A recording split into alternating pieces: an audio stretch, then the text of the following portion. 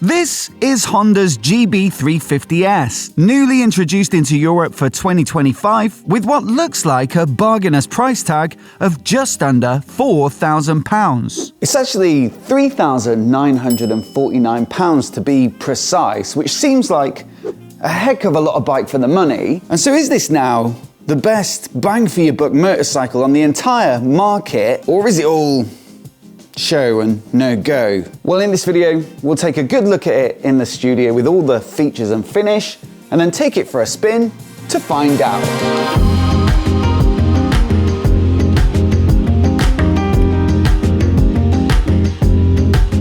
But I think, even before we get out the door, one of the things that really impresses me about this bike is the level of fit and finish and also the quality of the design that you're getting for this kind of money. For me, they've absolutely nailed the overall proportions and it looks a little more classic than some of the other options on the market. Take the Triumph Speed 400 for example, a nice looking bike, but I think compromised in terms of having a traditional stance because of the focus on performance and handling with the monoshock at the rear, the upside down fork and the 17-inch front wheel. To me, it's this bike that looks more like the baby Bonneville, with the flatter, more horizontal lines through the frame and engine, as opposed to the more modern and sporty forward angle. There's also some nice attention to detail as well with stuff like the LED lighting, some of the panels as well, like on the side of the headlight or the mudguard mount, they're quite nicely done. And I think it's fair to say with some of the stuff, like the fuel tank with the badging and the fuel cap, or the seat with some really nice contrast red stitching, that it even goes above and beyond what you'd expect for a bike at this price point.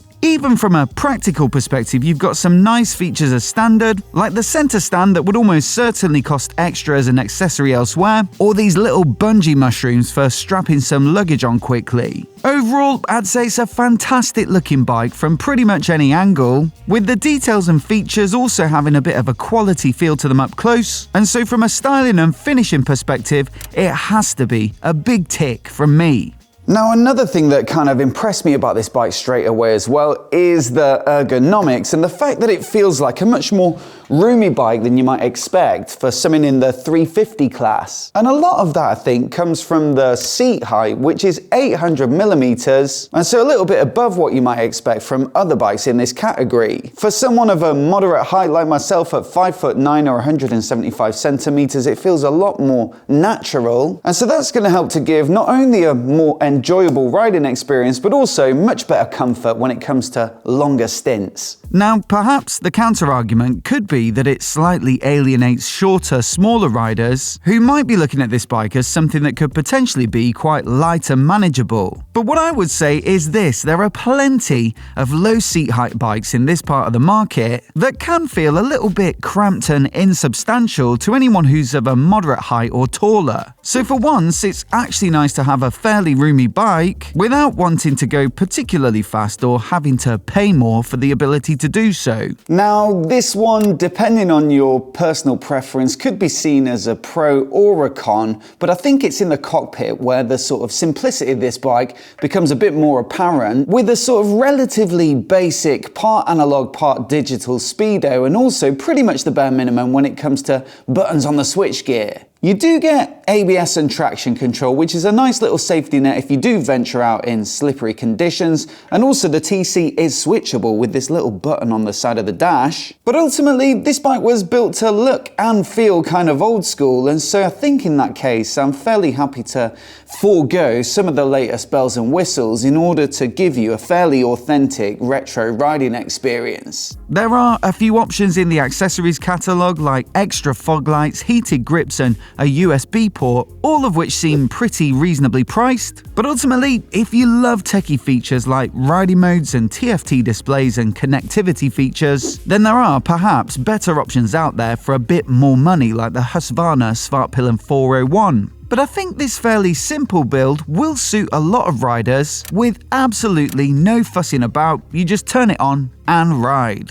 That all said, you might still like this bike, but still like a little bit of tech. So if that sounds like you, then I would recommend a simple solution, which is to fit a quad lock. That means you can use all your favorite navigation apps and stuff like that. And on this particular bike, I've used the handlebar mount Pro with the nice billet construction. I've got an extension arm to get it over towards the middle, so the phone's really easy to see. And then also we've got the vibration dampener to protect the phone's lens from any harmful vibes from the engine, and then just a simple buckle to finish things off. With it being, you know, a 20 horsepower bike, I'm not planning on doing any particularly long rides, so that's why I've gone for that fairly simple setup. But if you were commuting or even brave enough to do some tours or something like that, then this would be a good shout. This is the wireless charging head, which means it'll charge your phone up if it's got wireless charging without having to plug it in each time. And you could either fit the 45 quid USB accessory, which goes on the side here, and run a short USB cable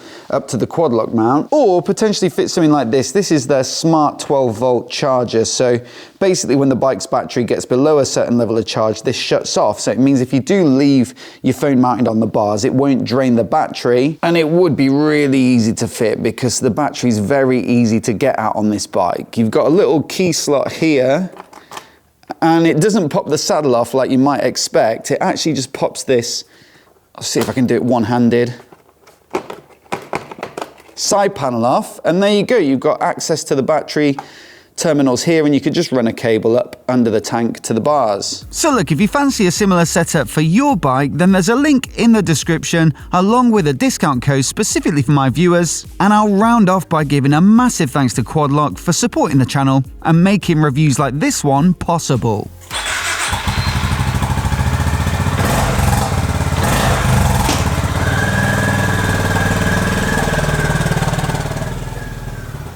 Now look, out on the road we have to be very clear about what this bike is not, because being a long stroke air-cooled single-cylinder engine at 350 cc's, well, it's probably not a bike that you're going to be wanting to use for lots of motorway work, for really fast thrashing, and probably not even for extensive two-up work or with loads and loads of luggage.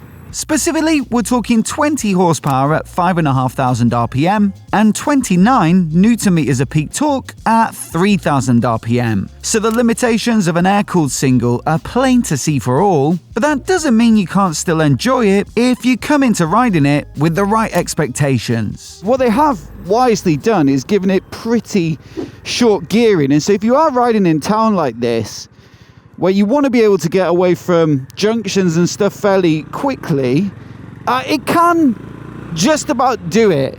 Combined with the torque and the, like I say, shortish gears at the bottom of the box, it feels lively enough to still be fairly satisfying, and you don't feel like a complete sitting duck. Now granted, when you get up into fifth and you're doing, you know, 40, 50 miles an hour, when you turn the throttle, full throttle, there's not a great deal happening.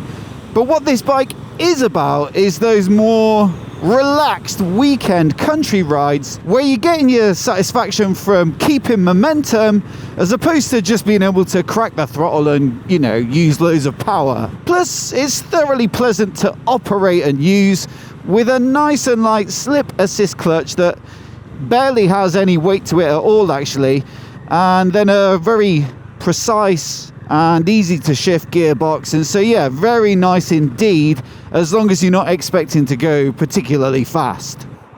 This would be a prime example of somewhere where you do want to get away quite quickly, because the traffic's coming at about 50 or 60 and there's not much visibility down that way, so you've got to get out quick and get a move on. Oh, you'll find the limiter fairly quick and there's no rev counter. But look, I'm up to speed within a few seconds, and so not bad at all from 0 to 40 or 50.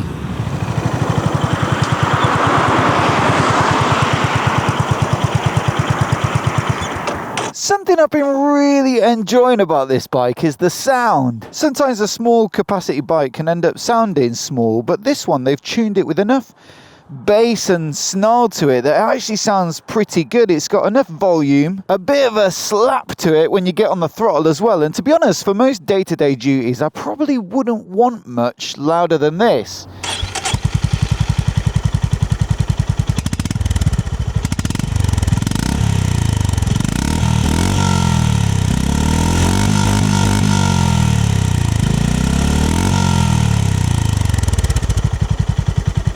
So I think I'd definitely put that down as a plus of this bike. And also, I've got to say, it's really rather good on fuel, and you get a pretty generous tank size as well. Honda claim just 2.5 litres consumed per 100 kilometres travelled. So according to my calculations, that's 94 miles per gallon in the US or 113 in the UK. So with a 15-litre tank, well, that would be 600 kilometres of theoretical range or 370 miles. Now, as I always say with those official figures, you have to be riding very steady indeed with minimal throttle application to hit them. But even if you were absolutely thrashing this bike, I still think you'd get a couple hundred miles at least.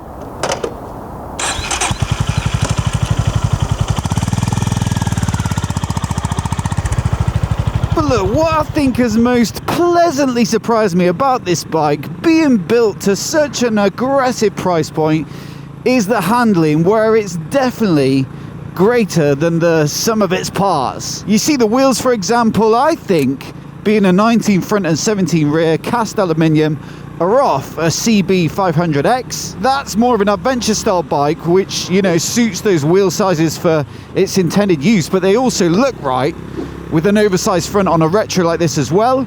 You've got 2-pot brakes, or a 2-pot brake from Nissan up front on a single disc. Quite skinny looking, non-adjustable, off the limiter again. Skinny looking and non-adjustable fork, and preload adjustable twin shocks at the rear that, you know, all looks fairly basic stuff. And the lot is built around, by today's standards, what you would call a fairly old school frame with a traditional steel cradle.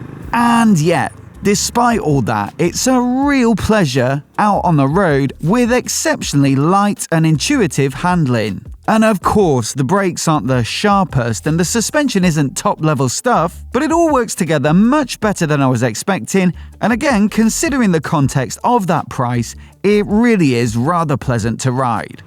One thing I think massively helps though is the curb weight. It comes in at 178 kilograms fully fueled up, which is really quite light, so it means it's very, very easy to manage and feels light on its feet. And then also, because of those adventure size wheels, you get kind of adventure-y tires. They're the Metzler Tourons Next. We worked with Metzler last year as well, and they sent me a set for my Tiger 800, and I thought they were really very good on that bike. A good adventure road tire, and they work really well here too, because quite often with a retro bike you get these retro tires like the Pirelli Phantoms or something like that, never all that good. And so something like this, a good sporty adventure tourer, is much more preferable to me. And there's bags of grip, despite the fact that, I mean, I know it's only 20 horsepower, but despite the fact that I've been out here riding it in February, this is the best day I've had for the past couple of weeks by far. The rest have been a grease fest. Naturally, this makes for a great bike in town where the speeds are lower, but you really benefit from something agile and easy to thread through traffic. But I'd also say there's enough entertainment on hand for the open road, providing you stick to country lanes and B roads. So as you might have guessed, generally I'd say I'm very impressed with this bike, but the question I asked at the beginning of this video was whether it's the best value bike you can currently buy. That, I guess, really depends on what else is on the market. And I've got to say that the closest competition in my book has to be the Royal Enfield Hunter 350. It's been a huge seller over the past few years since it's been launched, and one of the factors is the price, which is even lower than this bike at £3,899. Both bikes get a single cylinder with about 20 horsepower, both look pretty good too, but I think I'd say the finish is slightly better on this bike, and also I've enjoyed the handling a touch more too. Pay another grand and a bit and you could get a Triumph Speed 400 with even better handling, much more power thanks to the modern wonders of liquid cooling, and comparable levels of fit and finish. Or there's the Svartpilen 401 that I mentioned as well, which gets loads of features and tech, along with great performance and excellent suspension from WP. But thing is, what if you spent another grand or another on top of that? There's always a slightly better bike for a little bit more money. Sometimes you've just got to know where to draw the line, and I guess if your line is £4,000 and you want a brand new bike, well, for my taste, this is easily the most desirable bike under that threshold, and it's also got plenty of entertainment and charm out on the road as well. As always though, I'd love to know what you think of it, so do let me know down in the comments below. And if you want to see some of the other best new retros on the market this year, then I'll leave our full list on the screen now so you can give it a click and give it a watch in case you haven't already. Also, do hit subscribe if you want to see more of the latest motorcycle news and reviews like this right here on MOTOBOB. A massive thanks for watching today, and we'll see you in the next video.